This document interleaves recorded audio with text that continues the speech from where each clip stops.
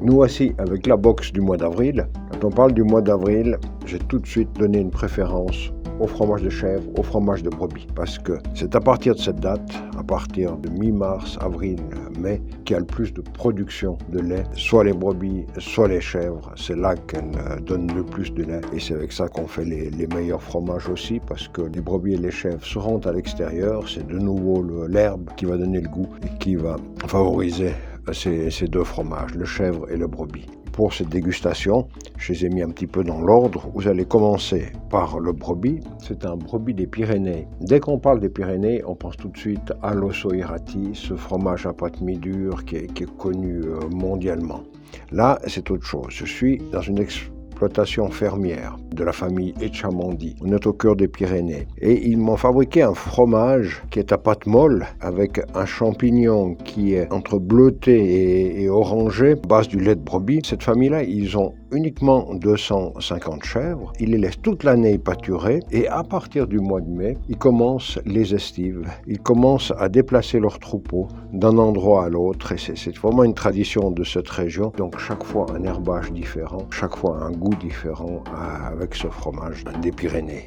Le deuxième fromage, c'est le fromage le plus connu du plateau peut-être, c'est le Saint-Nectaire. Donc dès qu'on vous parle de Saint-Nectaire, on est en Auvergne. Saint-Nectaire, quand vous allez le goûter, vous allez toujours vous rappeler de ce goût. C'est vraiment un goût qui reste, qui marque la personne avec le poil de chat. Le poil de chat, il est créé tout de suite après la fabrication parce que les fromages affinés au Saint-Nectaire, il est affiné dans des caves creusées dans d'anciens volcans. À la base, c'était des caves à vin. Au début du siècle passé, toute cette région qui était recouverte de vignes a été atteinte par cette maladie qui s'appelle le phylloxéra qui a vraiment détruit les vignes. Alors d'autres régions ont reconstruit des vignes, eux ont abandonné les vignes au profit de l'élevage et c'est dans ces caves que le Saint-Nectaire est affiné dans un premier temps. Ça reste peut-être 3 semaines, 1 mois dans ces caves-là. Et après, elles arrivent dans ma cave où j'arrive, avec mon humidité et ma température, à développer encore ce poil de chat pour donner l'aspect final du Saint-Nectaire. Vous voyez, ce beau champignon et puis cette pâte un petit peu légèrement jaune-orangé. Pour le troisième fromage, retour en Valais avec fromage de chèvre de Trois-Torrents. Vous avez peut-être déjà entendu parler de la tome de Trois-Torrents, cette tome grise que j'ai sûrement déjà présentée sur un plateau. Là, on est dans un fromage de chèvre.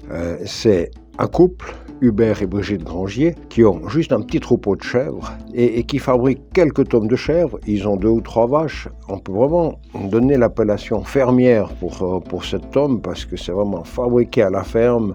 C'est vraiment un couple qui s'investit et qui nous fait ce beau fromage de chèvre. Il peut être utilisé en raclette et il peut être utilisé à la main. Ce qui me plaît, soit en raclette, soit à la main, c'est que parfois, déjà dans le fromage de chèvre, j'ai de l'amertume en fin de bouche. Là, je ne l'ai pas du tout. Et la texture en raclette, elle s'approche du fromage raclette de vache, ce qui est un peu un exploit, parce que ce n'est pas évident de fabriquer un fromage à raclette de chèvre. Et le quatrième, on est en Suisse allemande, on est à la frontière entre Fribourg et Berne, à la hauteur du Jon Pass. Le fromage s'appelle 1507, pourquoi ? Parce que l'altitude exacte de ce col est à 1507. Alors, le procédé de fabrication, il est le même que le gruyère, ça veut dire qu'on met les mêmes cultures que le gruyère pour fabriquer ce fromage, mais il est fabriqué beaucoup plus petit, surtout pas l'appellation gruyère parce qu'il n'a pas les critères pour être gruyère, mais il est plus petit, il fait 20 kg, moi je l'affine jusqu'à celui-là, il arrive à 20 mois, et on n'aura pas que le goût du gruyère dans ce fromage. J'ai presque un mélange entre gruyère comté Beaufort. Dans le gruyère, on a le doucereux, là on n'a plus du tout de doucereux. C'est vraiment quelque chose à déguster et qui sort du lot et qui n'est pas du tout connu. C'est une petite fromagerie, mais que j'aime bien mettre en avant parce que c'est belle qualité. Voilà pour ces 4 fromages de la box du mois d'avril.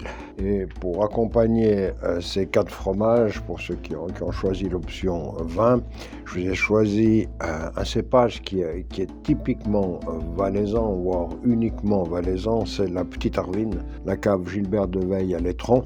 Et je pense que ça va bien aller avec ces fromages. Pourquoi ? Parce qu'il y a cette pointe d'acidité qui va convenir pour le brebis et pour le chèvre. Et Aussi, dès qu'on parle toujours en Valais, quand on parle de la petite Arvine, on dit qu'il est sel et poivre, qu'il y a une petite pointe de sel à la dégustation qui va ressortir.